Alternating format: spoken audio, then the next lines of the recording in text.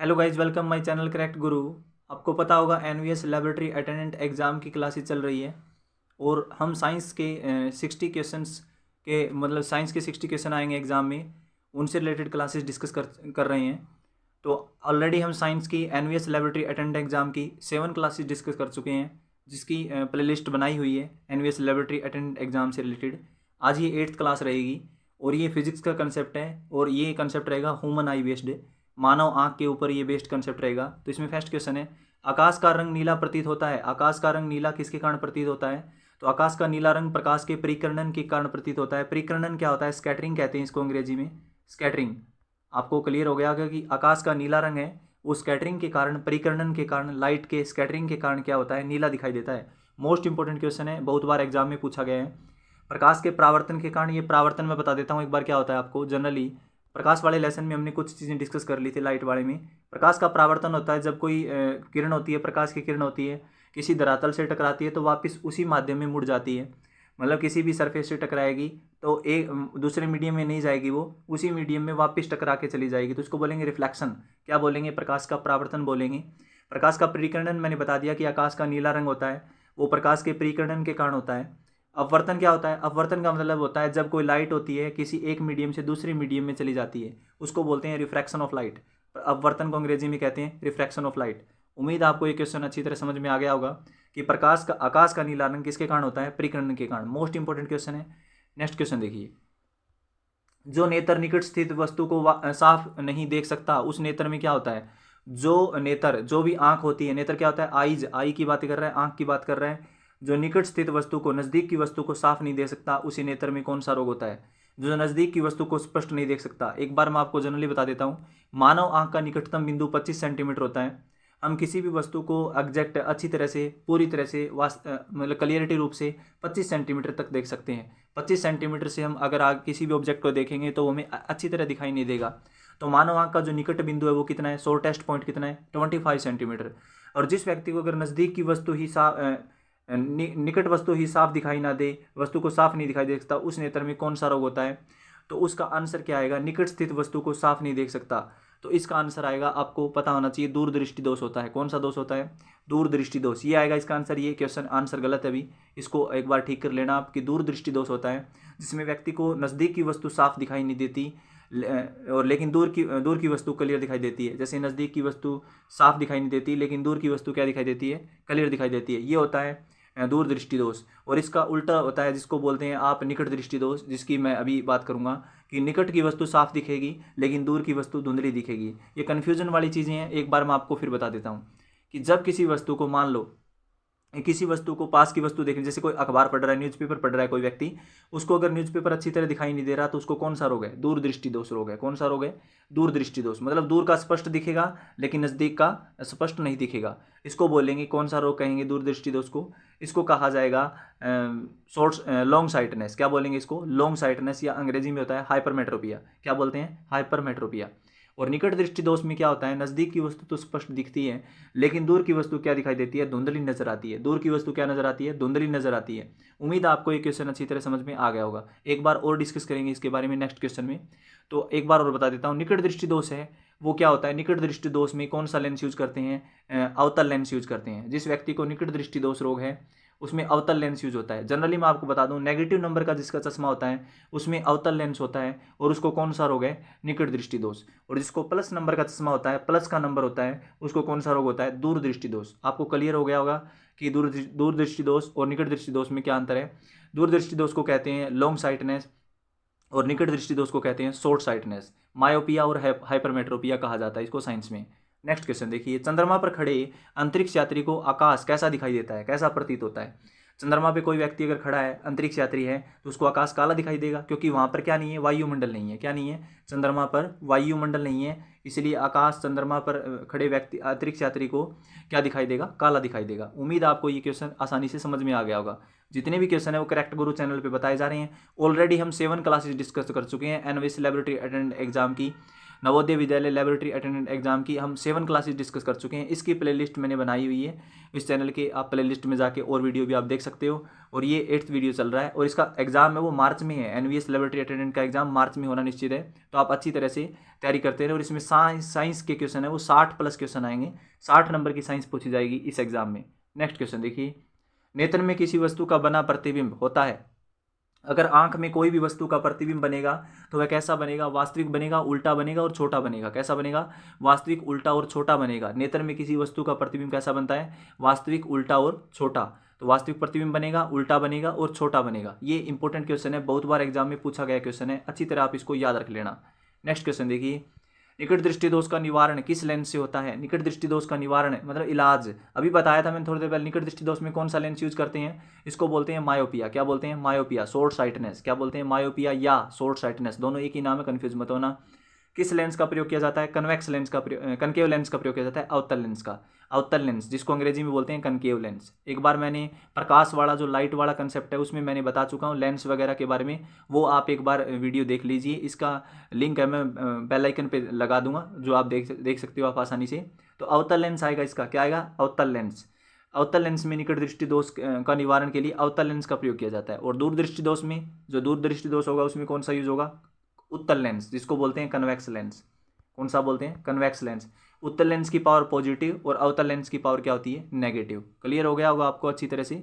Next question देखिए, मानव नेत्र के किस भाग पर किसी वस्तु का प्रतिबिंब बनाते हैं? मानव नेत्र के किस भाग पर प्रतिबिंब बनेगा? आपको अच्छी तरह पता होना चाहिए। रेटिना पर, दृष्टिपटल या रेटिना पर मानव आंख के किस भाग पर प्रतिबिंब बनता है? रेटिना या दृष्टिपटल पर। कैसा बनता है? वास्तविक और उल्टा। कैसा बनता है? वास्तविक व उल्टा। लेकिन सीधा कौन करता है? सीधा ब्रेन करता है इसको। कौन करता है? ब्रेन, मस्तिष्क सीधा करता है। अच्छी तरह समझ में आ गया होगा ये क्वेश्चन आपको। नेक्स्ट क्वेश्चन देखिए, स्पेक्ट्रम में किस रंग की किरण का झुकाव अधिक होता है? स्पेक्ट्रम क्या होता है? रंगों की पट्टी। क्या होती है? रंगों की पट्टी। रंगों की पट्टी। अब आप सोच रहे हो रंगों की पट्टी, प्रिज्म का कंसेप्ट पढ़ा था हमने। प्रिज्म वाले कंसेप्ट में आपने देखा होगा, प्रिज्म में 7 कलर निकले थे। 7 कलर कौन कौन से थे वो आपको मैं बताता हूँ एक बार, कि 7 कलर थे VIBGYOR, विबग्योर। विबग्योर क्या था? ये 7 कलर थे। तो स्पेक्ट्रम में 7 रंग की पट्टी मिली थी, 7 रंग, violet, indigo, blue, green, yellow, orange और रेड। तो बैंगनी, नीला, आसमानी, हरा, पीला, ये सब 7 रंग हो गए। तो 7 रंग ये इंद्रधनुष में बनते हैं, आपको पता है रेनबो में बनते हैं। तो किस रंग की किरण का झुकाव अधिक होता है? तो ये कैसे होगा? ऐसे होगा, देखिए अभी बताता हूँ आपको। ऊपर ही ऊपर R होगा और नीचे V होगा। तो V वायलेट, बैंगनी का होगा तो वायलेट आ जाएगा इसका आंसर। किस रंग की किरण का झुकाव सबसे ज़्यादा होगा? मतलब सबसे ज़्यादा एंगल कौन सा बनाएगा? वायलेट बनाएगा। और सबसे कम कौन सा बनाएगा? रेड कलर बनाएगा। और बाकी बीच में हो गई VIBGYOR। आपने अच्छी तरह 10th क्लास में भी डिस्कस की थी ये चीज़ें, तो आप इनको अच्छी तरह समझ लेना।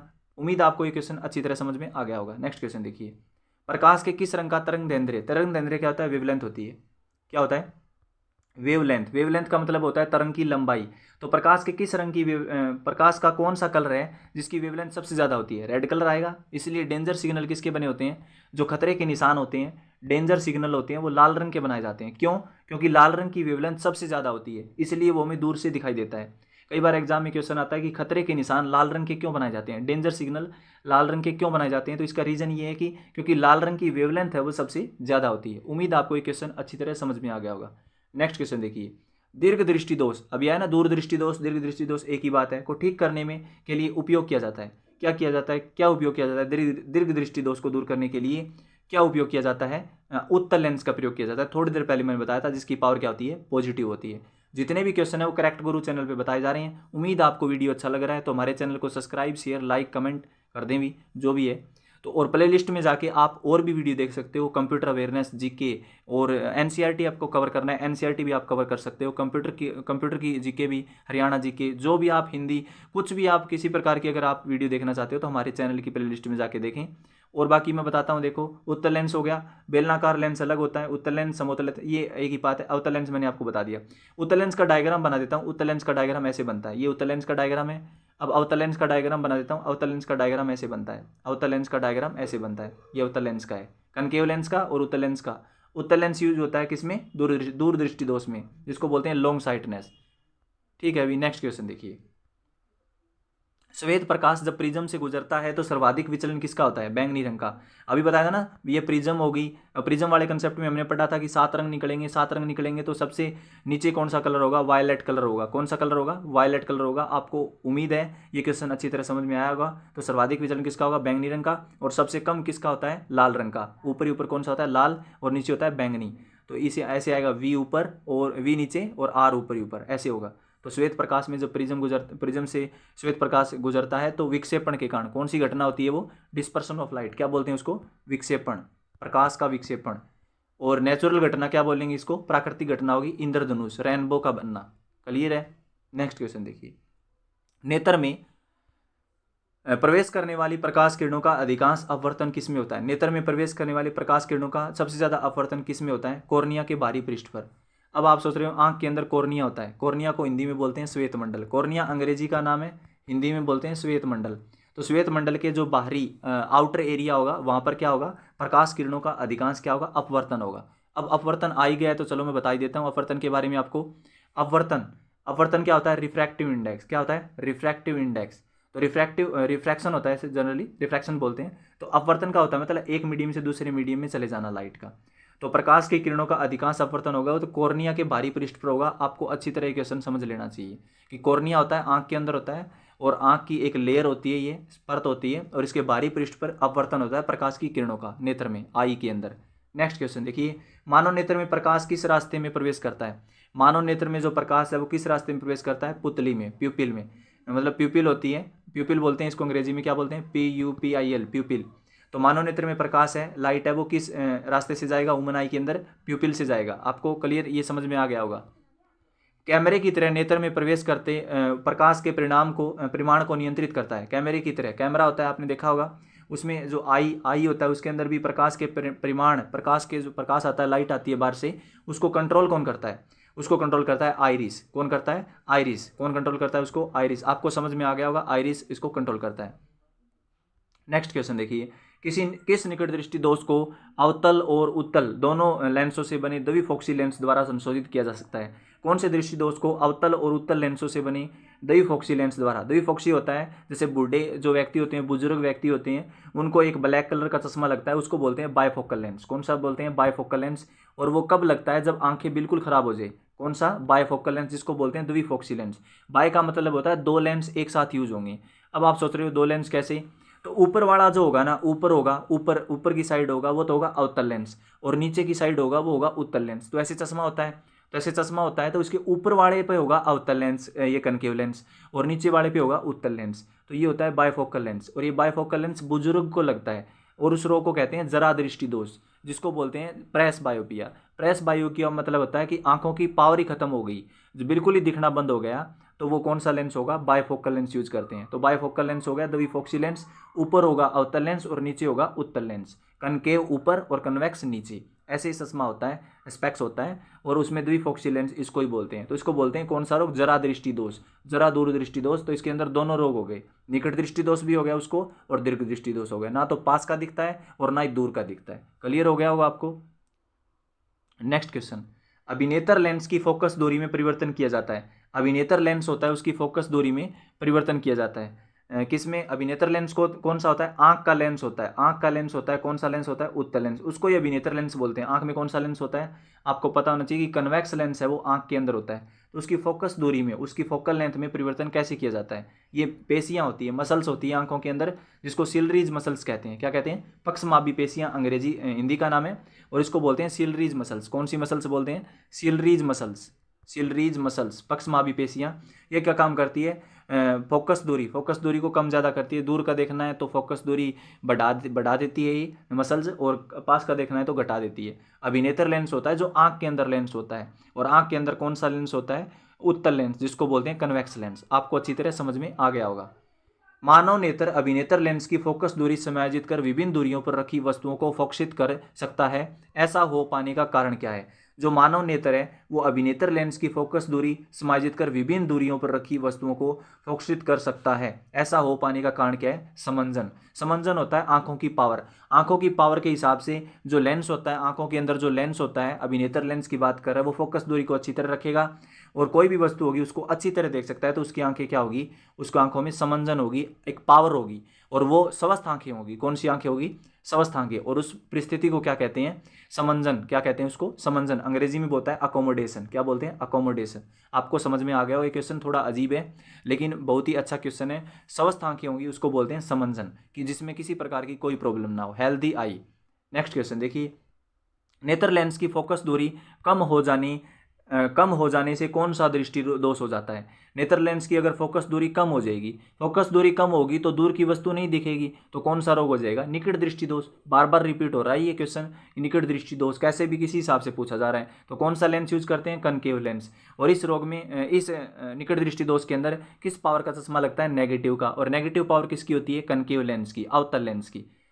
उम्मीद है आपको ये क्वेश्चन अच्छी तरह समझ में आएगा। जितने भी क्वेश्चन है वो करेक्ट गुरु चैनल पे बताए जा रहे हैं। अगर आपको वीडियो अच्छा लग रहा है तो हमारे चैनल को सब्सक्राइब, शेयर, लाइक, कमेंट करें। नेक्स्ट क्वेश्चन देखिए, मानव नेत्र जिस भाग पर किसी वस्तु का प्रतिबिंब बनाता है वह क्या है। ये आपको बताना है, कमेंट बॉक्स में इस क्वेश्चन का आंसर देना है। मानव नेत्र होगा, ह्यूमन आई होगा, वो जिस भाग पर किसी वस्तु का प्रतिबिंब बनाते हैं और वह क्या चीज़ है, कहाँ पर बनता है प्रतिबिंब, तो इस क्वेश्चन का आंसर आप कमेंट बॉक्स में ज़रूर दें। तो उम्मीद है आपको ये वीडियो अच्छा लगा होगा। तो हमारे चैनल को सब्सक्राइब करें, correct Guru, press the subscribe button for more updates. और बाकी अगर आपको कोई भी वीडियो देखनी है आप हमारे प्ले लिस्ट में जाकर देख सकते हो। Thank you.